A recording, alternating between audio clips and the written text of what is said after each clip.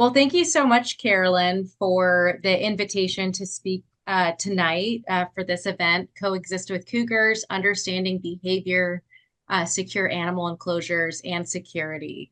Also want to thank the Old Agora Homeowners Association for having us as well, and for your efforts just to ensure that folks who are living, working, and potentially recreating in the area have the resources they need to coexist. Also, shout out to Poison Free Agora and all the amazing work and advocacy that they do in Agora and in the Southern California region locally. So thank you so much. Would you like me to begin, Carolyn? I would like you to begin. Okay, fantastic. So just before we get started, I wanted to start today's program with a land acknowledgement. And so we use land acknowledgements to recognize, respect, and honor the past and ongoing relationship between Indigenous peoples and the land. As an organization that works directly on these landscapes, it's really essential for us to understand the longstanding history that resides within the lands that we're working, as well as our place within that. And so our headquarters for Cougar Conservancy is actually located on the eastern side of the Santa Monica Mountains in what is now called present-day Calabasas. So the Cougar Conservancy acknowledges the Gabrielino Tongva peoples as the traditional land caretakers of the Los Angeles Basin and Southern Channel Islands. Sitting here all in our virtual respective workspaces this evening, we'd like to pay our respects to the ancestors, elders, and our relatives' relations past, present, and emerging. Also, you can learn more about the local Gabrielino Tongva at some of the links that you see here, as well as how to donate. A special thank you to our partners and supporters. We couldn't do it without you, from donating $5 to $500, or our grantors such as the Save LA Cougars campaign and our partnership with the National Wildlife Federation, City of Agora Hills, and the 3rd Los Angeles Supervisional District of LA County. The Cougar Conservancy in this area, we provide wildlife coexistence support as an official partner of the National Wildlife Federation's Save LA Cougars campaign. So what does that mean? We provide educational opportunities to the public. We outreach to folks that are living, working, recreating in Cougar country, and we promote science-based coexistence strategies throughout the region. But my name is Korina Domingo, and as Carolyn said before, I am the founder and director of the Cougar Conservancy. I got my Bachelor's of Science in Wildlife Management and Conservation from Humboldt State University, now Cal Poly Humboldt, but I can't get used to saying that. And so I'm classically trained as a scientist. I've worked on a variety of wildlife projects in the field with Roosevelt elk and black bears and cougars, North American porcupines, river otters. And over the years, I've worked throughout the Western US to really enhance human-cougar relationships through education and outreach, conflict management, and science-based policy. A lot of my work now is less so working directly with animals like what you see on the screen, and it looks a lot more like this. And so my job really entails being a liaison between scientists and agencies and homeowner associations and property management companies and the general public. So this photo was taken on the north side of the Wallace-Annenberg Wildlife Crossing site. So you should all be very familiar with that trailhead. I'll pass it over to Kelsy to introduce herself. Thank you. First, can you hear me? Yeah, okay, great. Hello, everybody. My name is Kelsy Bernard, and I'm the Wildlife Coexistence Program Manager for the Cougar Conservancy. I'm a wildlife biologist from Washington State, where I grew up on a farm with horses, so I'd love to hear the horse chatter before the official presentation started. And I participated in 4-H for over 12 years. It was my life. And it really drove me and my interest in animals. And it led me down a path to getting my Bachelor's of Science in Zoology from Washington State University. And after graduating, I really had a special interest in carnivore conservation. And since starting my career, I've worked throughout the United States as a field biologist, working on various large carnivore projects, actually. Right before coming to Los Angeles, I was on the Isle Royale Wolf research team in Michigan. And, since landing here in LA with the Cougar Conservancy, my passion, excuse me, my position has really allowed me to merge two of my passions, which is that of domestic animals and carnivore conservation, where I get to help communities coexist with cougars, amongst other things. So it's wonderful to be here tonight. And with that, I'll pass it back to Korina. Thank you, Kelsy. And just so everyone's aware, feel free to use the chat function to ask questions. I know that some of you had submitted questions to Carolyn prior to this event as well. So we will definitely, we'll be chatting for about 30 minutes on our presentation. And then afterwards, we'll go into Q&A. And we look forward to answering some of your questions, hopefully throughout this presentation. But also, if we don't answer them, we look forward to doing that at the end. All right. So the Cougar Conservancy, a little bit about us. We're a nonprofit organization that provides recommendations and direct support to state residents that are seeking to either prevent or resolve conflicts that may arise between our communities and cougars and other local wildlife in the landscapes that we share together. And so our mission is to reduce human-wildlife conflict and conserve cougar populations through science-based management and conservation. In short, we help communities coexist with cougars, and we see our work as being complementary to the work of the California Department of Fish and Wildlife, as well as, the National Park Service in your guys' area. And as a nonprofit, we have a lot of flexibility to be able to meet a lot of the needs of communities. So that's a little bit about us. And, normally I go a little bit deeper into our history, but today I'm just going to dive right in it. We're going to first talk about the current legal status of cougars in California. And so cougars were classified as a specially protected mammal under Proposition 117 in 1990. And in 2019, select subpopulations throughout the state, I'll show you a map of what I'm talking about in just a few slides. Those select subpopulations were petitioned to be listed under the California Endangered Species Act. So not the federal ESA, but the state Endangered Species Act. And I'll call it CESA for short, so I don't have to say that long name throughout the presentation. But this is a big question that we get from folks. So I just want to answer it right off the bat. So many people ask us, how many cougars are there in California or the US or the world? And so I just want to stick with California because we can't cover everything in one talk. We have limited time here. So I just do want to say that California Department of Fish and Wildlife, back in the 1990s, they came out with sort of a napkin calculation on cougar populations throughout the state of California. And they estimated about 4,000 to 6,000 cougars populating California. And they now acknowledge that this may be a great overestimate of how many cougars currently occupy the state. And so there's research efforts undergoing by the California Department of Fish and Wildlife.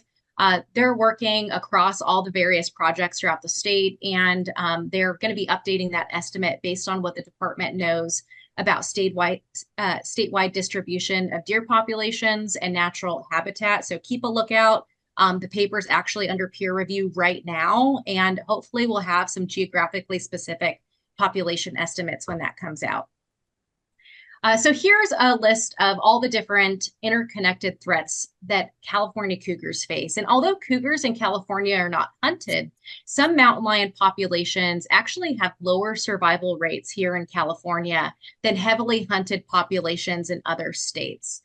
So here you're looking at a visualization of all of those interconnected threats that cougars face. And you see that for some of the threats, our understanding as to how that impacts survivorship and extinction is more clear than others, right? So some of those question marks on toxins and fire and things like that.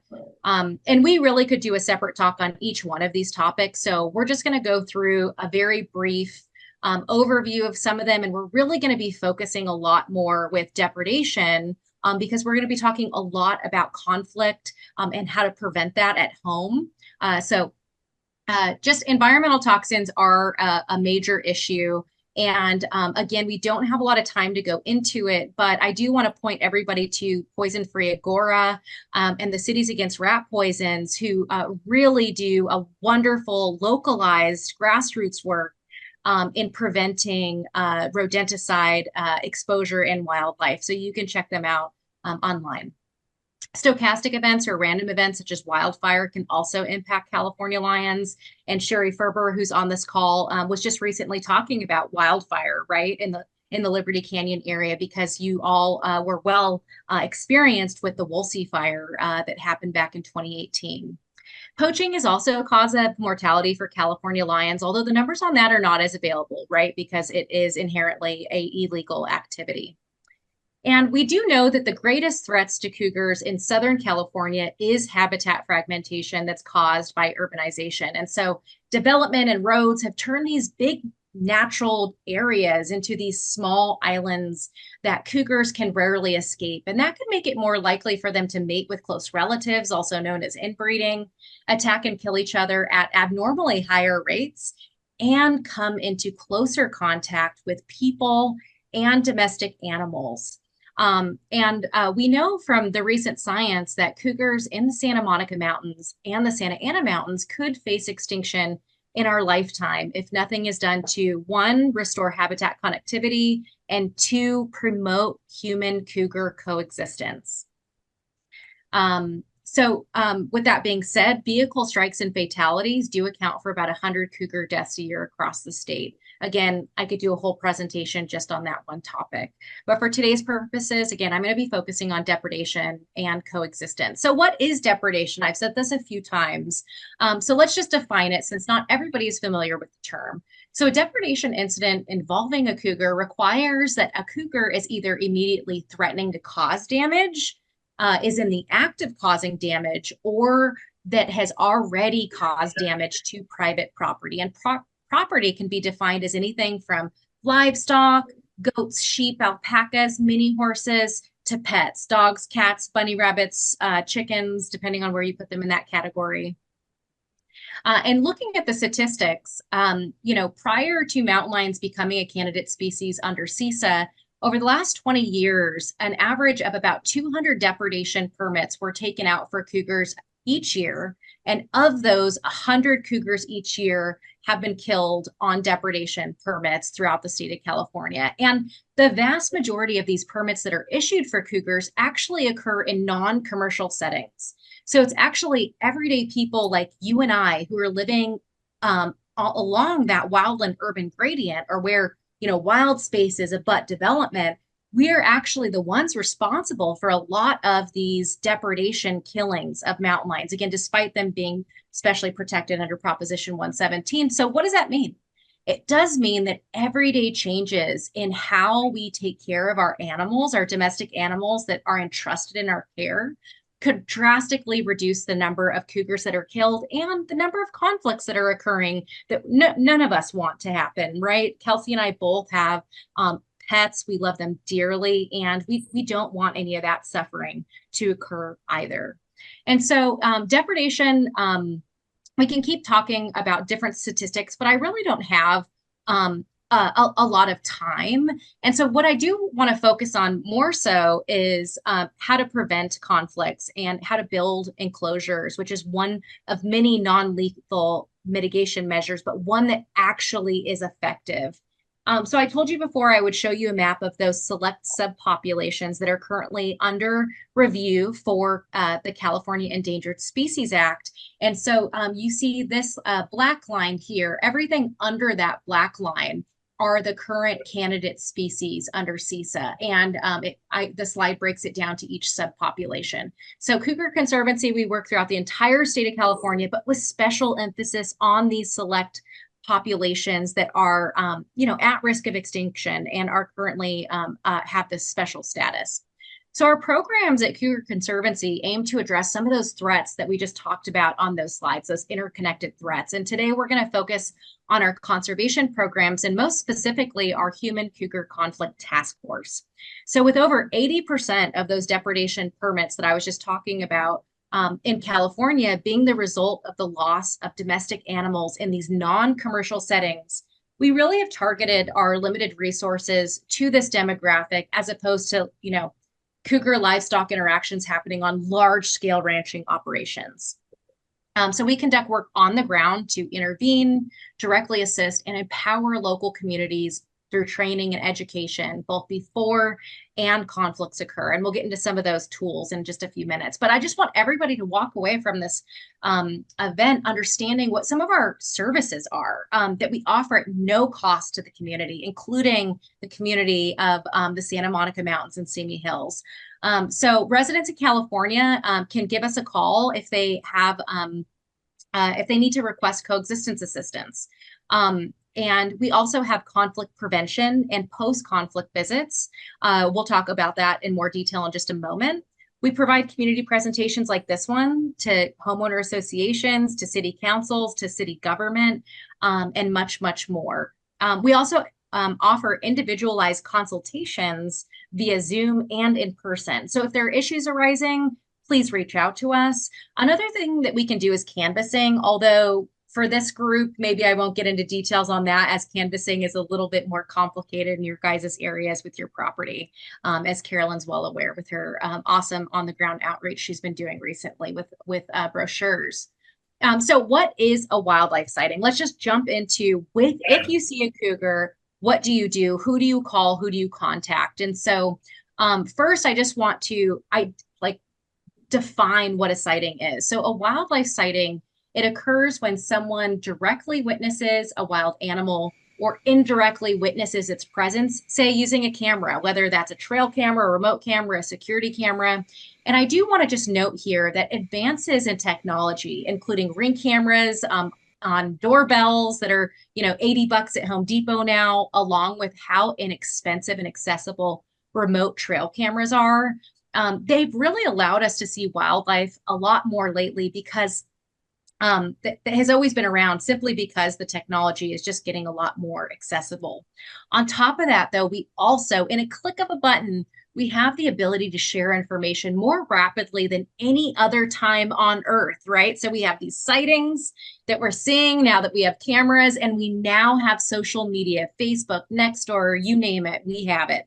No matter, if we're working with a community at large in a mega city to a really rural area in Trinity County, people are seeing mountain lions in backyards. And so we'll talk about whether or not that's normal or abnormal and how we can all coexist. And so just keep this in your hat, though. I just wanted to define it for a moment. And then I want you guys to all know how to report a sighting in your area. And so please report your sighting if you are in the Santa Monica Mountains area to the National Park Service. They've been studying mountain lions in the Santa Monica Mountains, including Griffith Park, the Simi Hills, and the Santa Susana Mountains and Verdugo Mountains since 2002. It's one of the longest running mountain lion projects. And so I know that some of you may have seen this recently. A security footage of a cougar in a backyard in Agora just the other day was submitted by a community member. And this is a mountain lion about a 1 mile away from the Wallace-Annenberg Wildlife Crossing site in someone's side or backyard in the middle of the night. So this is actually something that is normal behavior. And this is something that we see all the time. And we'll get more into talking about coexistence tools in the next few minutes, but just screenshot this. I know this meeting is also being recorded. And if you ever need reporting details, you can always email me if you lose this contact information. But please do report your sighting. I want to talk about those conflict prevention visits just for a moment. So we offer these at no cost to the public. So what we do is you invite us out on your property, and we provide advice on what available conflict prevention measures may be available to you. And we also talk about how effective all those different tools are. So then community members are given site-specific recommendations for reducing conflict in your backyard. All we do is provide suggestions. We're not there to tell you what to do or how to live. But we just want to help reduce risk on your property. And that's what our team does. So do please reach out to us.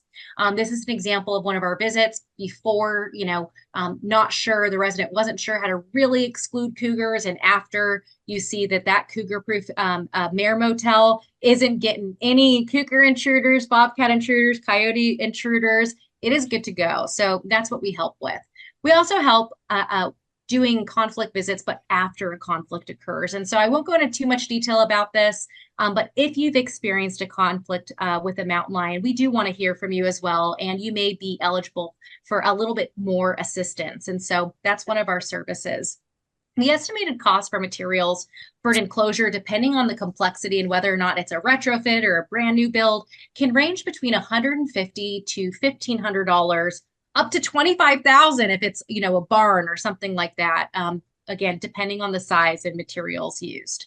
Our team can help with the retrofit of existing structures, so long as the final structural design meets our requirements. And so this is an example of an open corral prior to construction. And this is after construction. Look at that. They even went back to breeding their alpacas. And this was after a conflict had occurred and they had lost one of their alpacas, unfortunately. Here's another example of an awesome retrofitted chicken coop that our team did in the Southern California area. You can head to our website at cougarconservancy.org/assistance to see resources, to get in touch with us for these consultations, and to learn more about our services. So we can't help, though, if we don't know what's going on, right? And so please do submit your sightings and reach out to us if you have questions or require coexistence. This is a judgment-free space, and we deeply care about community members, and we center community members at the work that we're doing. And as a result, mountain lions and mountain lion conflicts are reduced. And so please do reach out.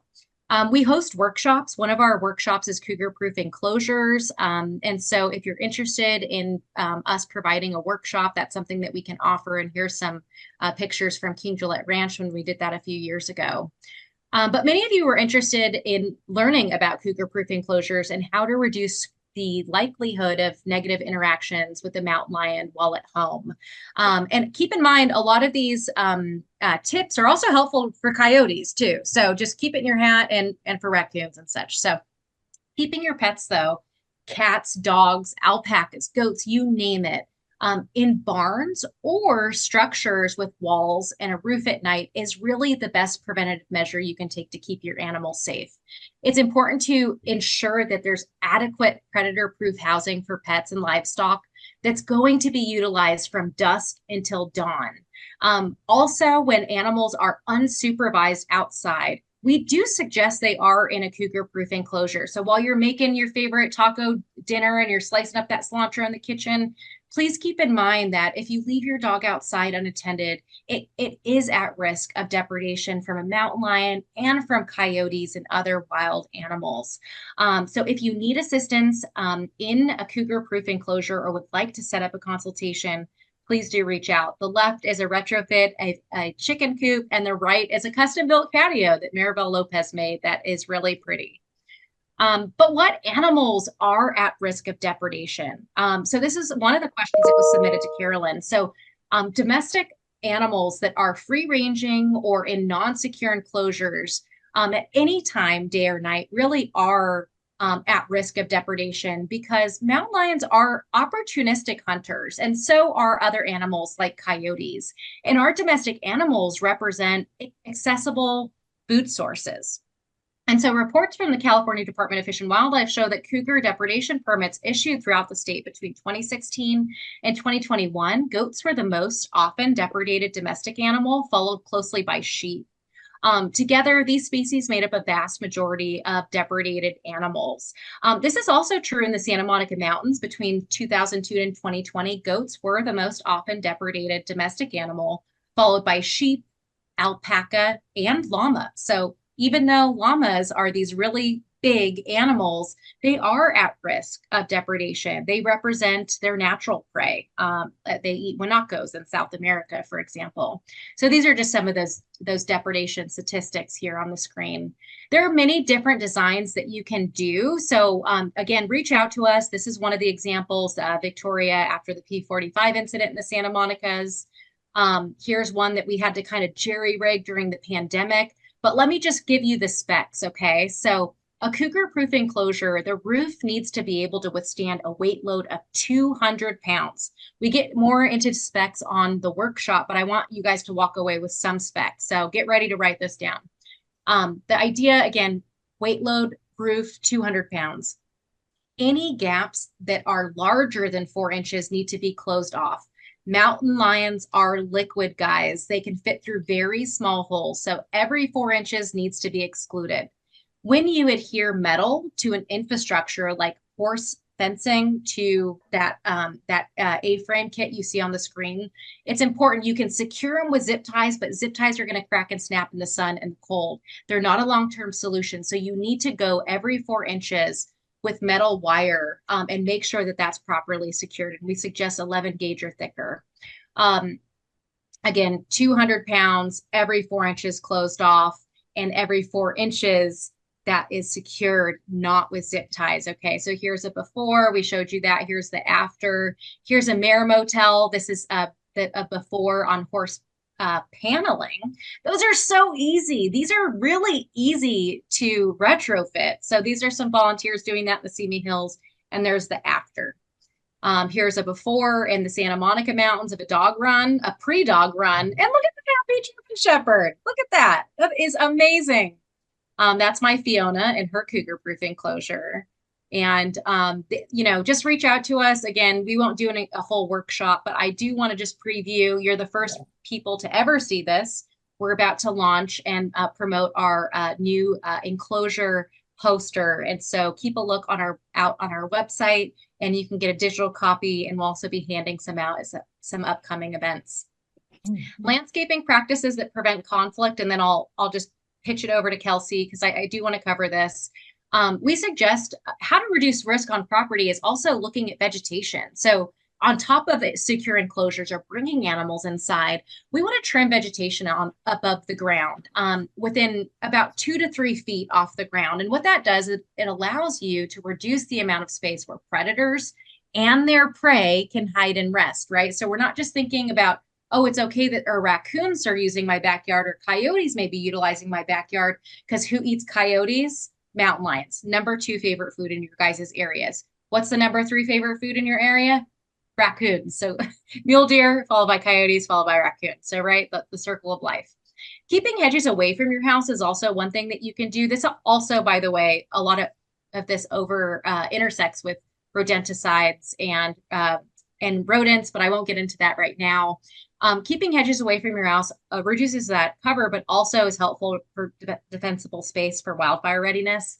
And reducing backyard clutter reduces the amount of rodents that are going to take refuge in your backyard, and again, predators that prey on them. Cougars aren't going to raid your trash bin or your compost piles, but again, rodents do. They love it. And again, circle of life here, right? Pet and food water, if you can avoid it, should not be left outside unattended. And if it is outside, just try and make it as inaccessible to wildlife as possible. We don't want to feed wildlife. It is illegal to feed wildlife, but we don't want to feed them directly or indirectly through our pet food. And cleaning up pet droppings can also help. You can also look at reducing deer activity around your property by deer-proofing your yard. So if you want to learn more about this, feel free to get in touch with us. And if you breed animals, which I know the Old Agora area has a lot of animals and a lot of livestock, we can talk more about birthing, but for the purpose of today, I'll just leave it at that on what's on the slide. I do want to say before I pass it off to Kelsy that as a resident, you can really do everything you can on your property to coexist. But if your neighbor or the neighbor down the street from you is feeding wildlife directly or indirectly, or has unprotected animals on the landscape, right? These are attractants. And so what we want is and again, you guys are in cougar country, you're in coyote country. You're always going to have cougars and coyotes that are going to utilize your backyard, usually at nighttime, to avoid people.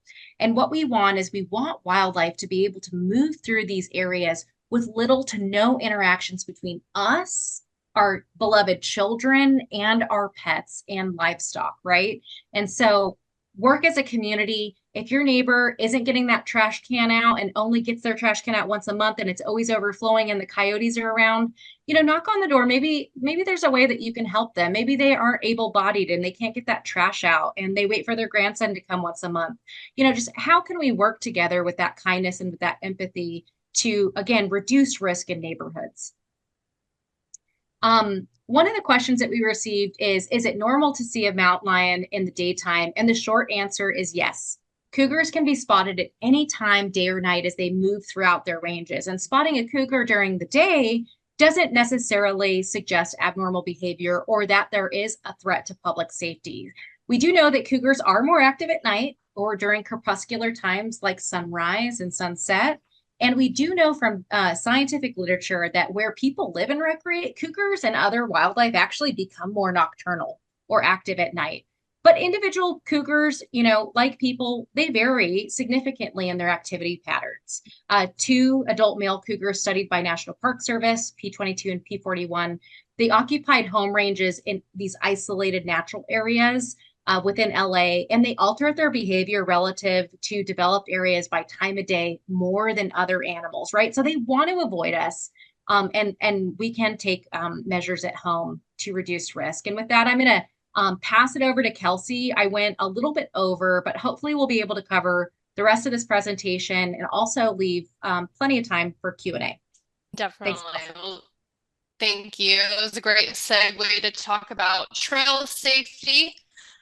Considering that you live in Agora, I imagine many of you enjoy recreating in some capacity because it's so beautiful. But we're going to be talking about some best practices for safety and also cover what to do if you encounter a cougar. Saying cougars, like us, want to avoid confrontation. Can you change to the next slide, Korina? Thank you. They are cautious animals that really purposely try to avoid us, and there's actually been studies that show audio recording of human voices are enough to drive them to abandon their food cache.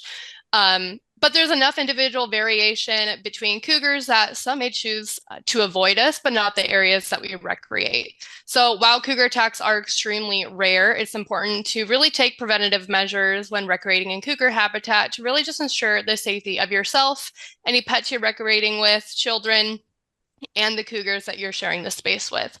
So some safety tips for recreationists include we recommend recreating during daylight hours to be aware of your surroundings.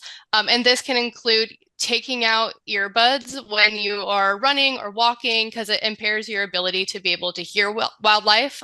You're more likely to hear them before you see them. Definitely we recommend staying on marked trails, hiking in groups and making noise, whether that's talking loudly or clapping around blind corners. This will give cougars and other wild animals an opportunity to move away from you. Supervise children and ensure they stay close to adults. It's important to inform children on how to safely recreate in cougar habitat. Do not approach an animal carcass. It's best to just move on and minimize disturbance to wildlife, and consider carrying an air horn or bear spray, which we will talk about in a little bit when we talk about what to do if you encounter a cougar. So next slide, please. So if you do have a pet, please consider leaving them at home. They can be damaging to natural habitat or injure wildlife, or become injured themselves if confrontation does occur. But if you are a dog lover like myself and would love to bring your four-legged friend on the trail, just keep your dogs on a leash that's less than 6 feet long. I'm sure many of you know that off-leash dogs can stress wildlife, and we highly discourage allowing pets to chase wild animals. So just keeping your dogs close to you will prevent them from going off trail and getting into trouble. Next slide, please. So now we're going to talk about what to do if you encounter a cougar, and this is a lot more fun in person, but I'll try to make it entertaining right now. So first, we don't want to run. Be sure to face the cougar if you are recreating during low light hours. If you have a flashlight, this is a great opportunity to take that out so you just have a better view of the cougar. If you're with a group, stay together and do not turn your back or crouch down. If you do have small children or a small dog, try to pick up that individual without bending over for too long. This is kind of a tip that a lot of people miss, but give the cougar an escape route. And there's some great videos out there online, specifically in Florida, on a boardwalk. But if the cougar doesn't want to turn their back to you as much as you want to turn your back on them. So if you give them that ability to escape and not corner them, that is the best option.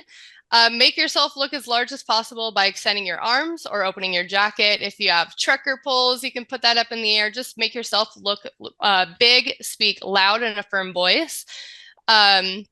Make noise using an air horn, which I said I would talk about today, but I actually have very limited time. But if you do have questions about air horns, definitely get in contact with us. I have a lot of great information I'd love to share with you. If the cougar continues to show interest, this is when you can start throwing objects such as water bottles or rocks, whatever you can really get your hands on. And if an attack is imminent, deploy bear spray. Again, I would love to share information with you if you're interested in that. And if the cougar does attack, fight back as necessary. All right. So before we wrap up today, I just want to share some quick resources with you all.